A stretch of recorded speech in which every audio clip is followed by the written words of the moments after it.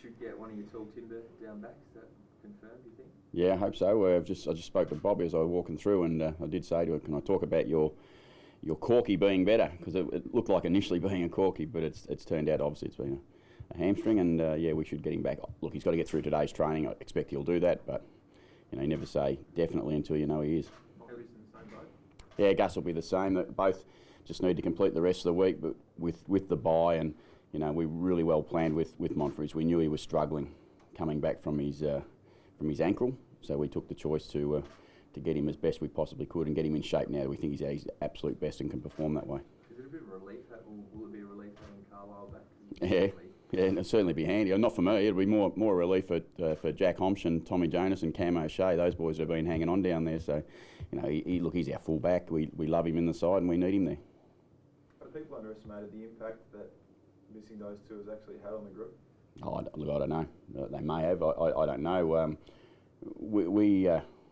We'd like to think that we've coped reasonably well, albeit our form hasn't been as strong as it was, but we've still been able to hold up pretty well defensively. And look, I think if you look at our form over that month, I think we've been beaten by Sydney, Essendon, Richmond, Crows, and in their last month of football, I reckon they might have lost 2-3 games between the four of them. So their form's been pretty good. So I think people have forgotten a little bit of that. We lost a game by 2 points, 4 points. We've been beaten by the Crows at home reasonably well. But I think all those sides have started to get their form in shape. So while results haven't gone your way, would you say, based on that, then you're not too displeased with how you travel? No, I wouldn't say that. I'd say we want to be travelling better than we have been, and the bye's come at a good time for us. Hopefully, give us a freshen up and allow us to come out and play the way we have to. Montfridge's personal form has been a little bit down, but you've said before that he's still contributing. But does he sort of help straighten you up a bit up forward as well? Yeah, he will. Yeah, he certainly will, because we're going to actually miss White this week. White's going to miss. He's not going to play, so he's struggling with a bit of a groin, so we're not going to be able to play him. So to have Gus come back in will certainly cover a little bit of that. But Montfridge's game, I think against Smith from the Crows, was a really good game for us as far as limiting the damage that a bloke like Smith can do. So he's done other things, but we need him in the side to help us create some stuff too. And just the 1 week for White? Look, it could be a couple. I don't know. We're going to go through that and see how it ends up. But basically, he's a bit sore on the groin, and with that stuff, you've got again. We subbed him out in the last game, so people go, why? There's obviously some reasons for that to happen. He was a bit sore. We've had the bye, so we're going to give him another week, and then hopefully he'll be okay. So. How have you rated how Polek's adapted? I mean, he obviously burst onto the scene when he first hit. How have you rated his sort of second, third of the season?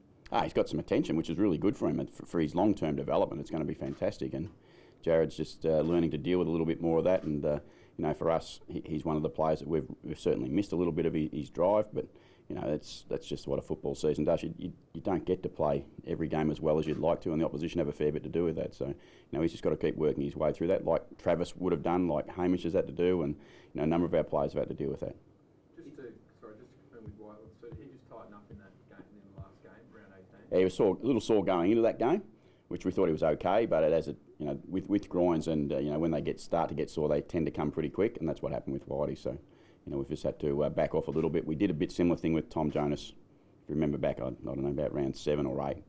He ended up missing 3 or 4 games, but we've now got him back in great shape, so we're mindful of that. We don't want to run Whitey into the ground and get him to a point where he can't contribute enough.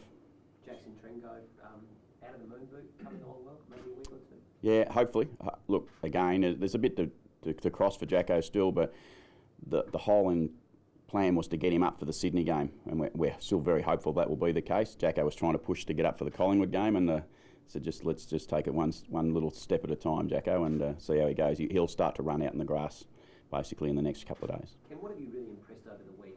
Is it the contested ball? Is it as simple as that? You just have to get back to winning the ball out of the middle a bit more. Oh, I think it's the whole part of our game. It's not just one or the other. I mean, you go focusing on one, you can tend to lose sight of what the other things are that you do well. I think we just know what makes us play good football, and there's a combination like every side. There's our inside stuff, there's our defensive stuff, and there's our offensive stuff as well. So there's plenty of our game that has to be just tricked up a little bit and put back into the place where it was a few weeks back. Did fatigue have a bit to do with the flat spot, if we're going to call it that?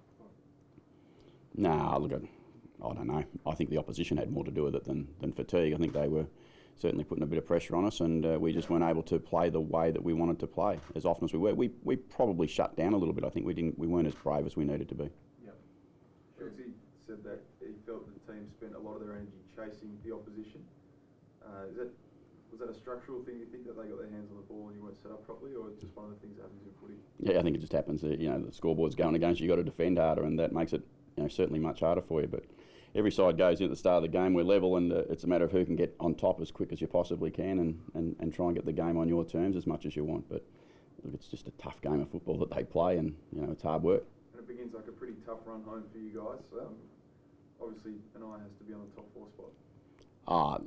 The run home's certainly what it is, but we knew what that was a long time ago, so there's no problems. We just got to really focus in on Collingwood this week, and we know Collingwood are talking a big game this week themselves, and what's involved for them and what's involved for us. I think both sides go there equally as important game for us. We need to make sure we win, but we need to make sure we win each week. They've been getting smashed over there in the media and stuff like that. Are they the sort of side that, a bit like a sort of cornered beast, they're pretty dangerous? Every side in this competition is very dangerous when you put a bit of pressure on. That's just the way it is. Every club, they're pretty proud clubs, that AFL clubs, and they want to respond. And I'm sure Bucks is not talking about the pressure from outside. He's talking about the internal pressure, and we're the same here. We're talking about the internal pressure that we need to perform the way we have to. Schultz said the other day the players have come back really fresh, bouncing off the walls, I think was the term he used. Have you sensed that you can turn it around, I guess, in terms of that contested ball and just that energy, I suppose? I think that's what we got back to. Even the Melbourne game, we got back to some contested ball stuff. The numbers come out pretty positive for us, but that usually takes a bit of time to build back up. But certainly the week off for any club, if you ask any club, they'll tell you that having a week off at this time of the year is really helpful. But you've got to make that count. Any reason, Ken, do you think that the contested ball has been such an issue, or is it just simply the fact that the opposition have been a little bit better at the time? Yeah, I think that's exactly it. I think they've just been a little bit harder than us, and that's something we don't want to ever say, but that's fact. They've probably just been a little bit better at us in tight, and we haven't been as clean as we need to, and that's what happens in this game. Ken, I'd love to get a few thoughts on Schultz, because he's leading the Coleman race, and you've seen a lot of forwards in your time. How does he break, and what sort of stage of his career do you feel like he's in? There's no doubt he's in personal best form, I would imagine, with the way he's played the whole season. His numbers would suggest that, I suppose, but yeah, that's a reflection of the team. The team's had a pretty strong year, and Schultz, any full forward, anyone in the competition relies off supply, and he's certainly no different. He needs the supply to be okay, but from our point of view, he makes the most of the supply.